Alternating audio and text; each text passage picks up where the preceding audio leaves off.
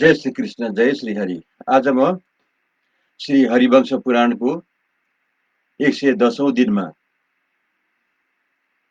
आइपुगेको छु र अब इसमें आज मैं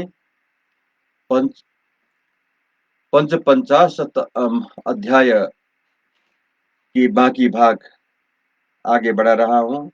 कल तक हमने श्रवण किए थे, मथुरा पते मैंने जो आपका इसलिए अभिषेक किया था कि आप मथुरा राज्य स्वामी हो, उसे आप स्वयं ही मटी या मेट कर दे, यह आपके लिए उचित नहीं है। भगवान श्री कृष्ण बोल रहे थे। अब आज से राजन, मैंने आपको आर्ध्य पाद्य और आचमनीय निवेदन किया है, अतः आप मुझे ये सब वस्तुएं न दे, यही मेरे मन का प्रिय है। नरेश्वर, मैं आपके मनोभाव को जानकर कहता हूँ। भगवान श्री कृष्ण बोल रहे हैं, आप ही मथुरा के राजा है और रहेंगे, इसे अन्यथा करना आपके लिए उचित नहीं है। महाराज, मैं आपको पुरस्कार के रूप में नियत धन का भाग अर्पित करूंगा, जैसे अन्य सब राजाओं को दिया गया है, वैसे आपके लिए भी सामने रखा हुआ है। वस्त्र और आभूषण छोड़कर केवल एक लाल स्वर्ण दिनार आपके हिस्से में अर्पित है। अब आप इस स्वर्ण भूषित शुभ्र रथ पर आरूढ़ होइए। महाभाग मनुजेश्वर चौवर व्यंजन छत्र ध्वजा और दिव्य आभूषणों सहित सूर्य के समान प्रकाशमान मुकुट धारण कीजिए। साथ ही इस पुरी का पालन करते रहिए। आप पुत्रों और पौत्रों के साथ आनंदित रहकर मथुरापुरी का पालन कीजिए। शत्रुगणों को पराजित करके भोज वंश को बढ़ाइए। ब्रजधारी इंद्र ने सूर्यसेन के कुल में उत्पन्न हुए देवताओं के भी देवता सबके आदि कारण शेष स्वरूप बलराम जी के लिए दिव्य वस्त्र और आभूषण भेजा है। मथुरा के सभी नागरिकों के लिए पृथक पृथक 10-10 दिनार सुवर्ण के भाग नियत किए गए हैं।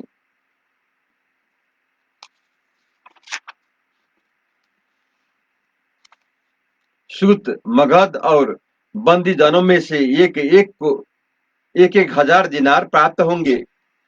मंगल गाने वाली बुढ़ी स्त्रियां तथा नर्तकियां को 100-100 दिनार दिए जाएंगे। विकद्रु आदि जो प्रमुख यादव राजा उग्रसेन के साथ रहते हैं, उनमें से प्रत्येक का भाग इंद्र ने 10-10 हजार दिनार नियत किया है। वैश्यपायन जी कहते हैं, जन्मेजय, इस प्रकार मथुरा वासियों की सेना के मुहाने पर राजा उग्रसेन का सम्मान करके भगवान मधुसूदन ने सारी मथुरा को महान आनंद से परिपूर्ण करते हुए उसमें प्रवेश किया। जैसे स्वर्ग में देवता शोभा पाते हैं, उसी प्रकार मथुरा में भगवान श्री कृष्ण और वहां के नागरिक दिव्य आभूषणों, दिव्य पुष्पों की मालाओं तथा दिव्य वस्त्रों और चंदनों से अलंकृत हो सब ओर प्रकाशित हो रहे थे। भेरी, पटह, शंख और दुंदुबी आदि वाद्यों की ध्वनि के साथ हाथियों के चिंगाड़ने, घोड़ा के हिंसने, शूरवीरों के सिमनाद करने तथा रथ के पहियों की घबराहट होने से जो सम्मिलित महान शब्द होता था, वह आकाशों में मेघों की गर्जना के समान प्रतीत होता था।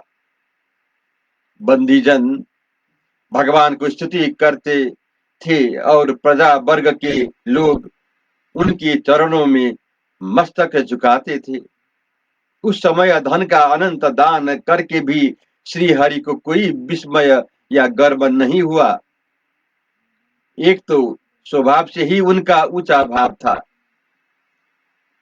वे उससे पहले उसकी अपेक्षा भी अधिक धन का दान देख चुके थे और स्वाभाविक ही उन्हें अहंकार छू नहीं गया था, इसलिए उनको विस्मय या गर्व नहीं हुआ।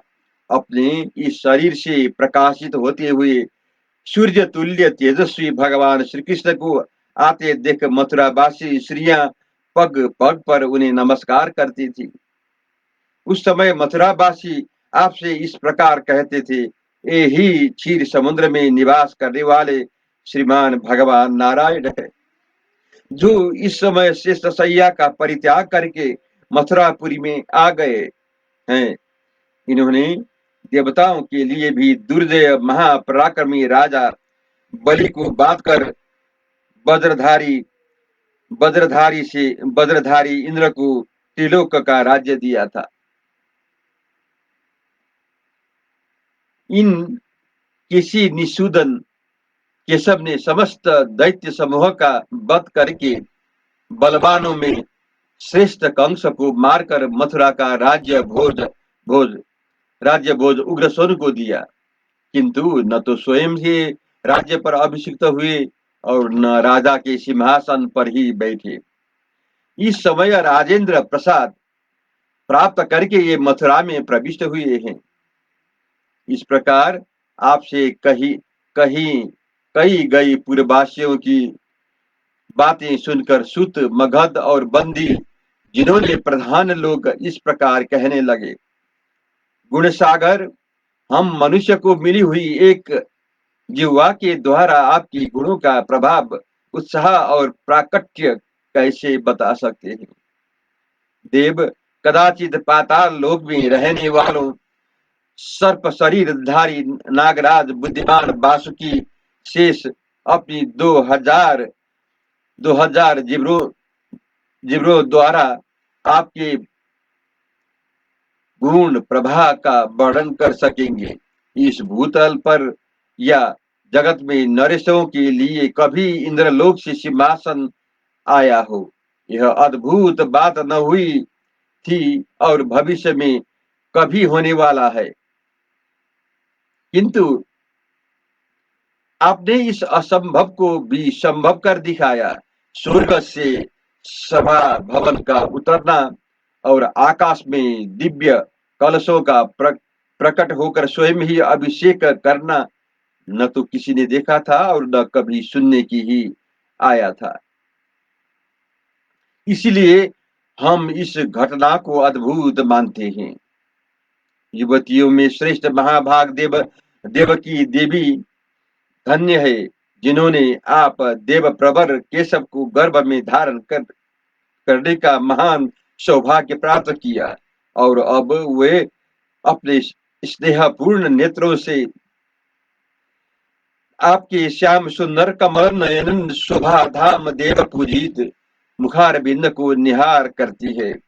ऐसी बातें कहने वाले सूत मगध और बंदियों के पृथक पृथक वचनों को सुनते हुए दोनों भाई बलराम और श्री कृष्ण उग्रसेन को आगे करके नगर की चार दीवारी के दरवाजे पर आ पहुंचे।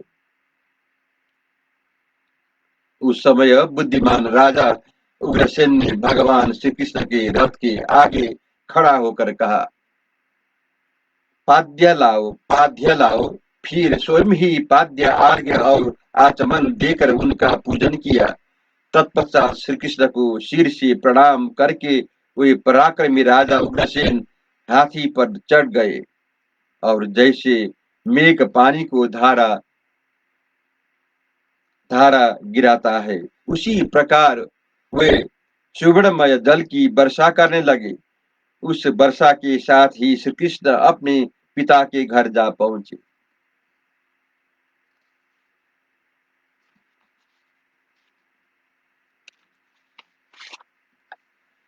वहां श्रीमान मथुरा नरेश उग्रसेन ने मधुसूदन श्री कृष्ण से कहा, प्रभु, आपने राजेंद्र का पद प्राप्त किया है, अतः आपके लिए यही उचित है कि आप देवराज इंद्र के दिए हुए सिंहासन को इस राजमहल में स्थापित करें।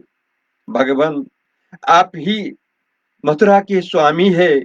आपने यहाँ की राजसभा को अपनी भुजाओं के बल से प्राप्त किया है। मैं आपको उस सभा में ले चलूंगा एवं अपने व्यवहारों से आपको प्रसन्न रखने की चेष्टा करूंगा। आप मुझ पर क्रोध न करें। प्रजानाथ, देवकी, वासुदेव और रोहिणी ये हर्ष के उद्रेक से मोहित हो गए थे, अतः उस समय कुछ भी न कर सके। राजन, तब कंस की माता पद्मावती ने भगवान केशव का पूजन किया और कंस अनेक देशों में जिस धन को जाति कर लाया था, उसे देश काल का विचार करके करके श्री कृष्ण के युगल चरणों में निछावर कर दिया। इस समय श्री कृष्ण ने राजा उग्रसेन को बुलाकर मधुर वाणी में इस प्रकार कहा। श्री कृष्ण बोले, महाराज, मैं मथुरा का राज्य नहीं चाहता। मैंने धन की अभिलाषा से आपके पुत्र का वध नहीं किया है। यह काल से ही मृत्यु को प्राप्त हुआ है। राजन, आप नाना प्रकार के यज्ञ कीजिए, प्रचुर धन का दान दीजिए और मेरे बाहुबल का आश्रय लेकर शत्रुओं की सेनाओं पर विजय पाइए। आप मानसिक संताप को त्याग दीजिए, कंस बद जनित भय को मन से निकाल दीजिए तथा मेरी दी हुई इस धनराशि को पुनः अपने ही भवन में ले जाइए। इस तरह राजा उग्रसेन को आश्वासन दे श्रीमान श्री कृष्ण हलधर के साथ माता पिता के पास गए। वहां उन दोनों महाबली वीरों ने आनंद पूर्वक हृदय से विनीत होकर माता पिता के चरणों में नमस्कार किया। उस मुहूर्त में मथुरा नगरी ऐसी जान पड़ती थी मानो अमरापुरी अमरा अमरावती पुरी स्वर्गलोक का परित्याग करके मूल भूतल पर उतर आई हो। वासुदेव के घर की ओर देखकर पूर्ववासी अपने मन में सोचने लगे कि यह भूलोक नहीं देवलोक है। उस समय रानी सहित मथुरा नरेश को विदा करके दोनों वीर बलराम और श्री कृष्ण वासुदेव के घर में प्रविष्ट हुए और अस्त्र शस्त्र रखकर अपने घर में इच्छानुसार विचरने लगे। तदंतर नित्य कर्म करके सुखपूर्वक बैठकर जब वे दोनों बातचीत करने लगे, इसी समय वहां महान उत्पात प्रकट हुआ। आकाश में बादल चक्कर काटने लगे, पृथ्वी पर पर्वत हिलने लगे, सारे समुद्र क्षुब्ध हो उठे और सर्पों में श्रेष्ठ शेषनाग भी चकरा गए। समस्त यादव कंपित हो आधे मुंह पृथ्वी पर गिर पड़े। उन सबको गिरा हुआ देखकर श्री बलराम और श्री कृष्ण विचलित नहीं हुए। पंखों से उड़ी हुई प्रचंड वायु के द्वारा उन्हें यह पता लगा गया कि पंछियों में से श्रेष्ठ गरुड़ आ रहे हैं। इतने में ही श्री कृष्ण ने देखा गरुड़ जी आ गए। वो दिव्य पुष्पों के हार और दिव्य चंदन से अलंकृत थे। उन्होंने सिर झुकाकर उन दोनों भाइयों की प्रणाम किया। फिर वे सौम्य रूप धारण करके एक आसन पर बैठ गए। अपने समर सचिव धैर्यवान गरुड़ को आया देख बलि को बांधने वाले भगवान श्री कृष्ण इस प्रकार बोले, पंछियों में से श्रेष्ठ गरुड़, तुम्हारा स्वागत है। देव सेना के शत्रुओं के कुचल देने वाले पंचीराज, तुम्हारा स्वागत है। बिनता के हृदय को आनंद देने वाले केशव प्रिय गरुड़, तुम्हारा स्वागत है। तदंतर श्री कृष्ण अपने दूसरे शरीर से समान बैठे हुए विनता नंदन गरुड़ से आप अपनी शक्ति के अनुरूप वाणी द्वारा इस प्रकार बोले, जय श्री कृष्ण, जय श्री कृष्ण, जय श्री हरि।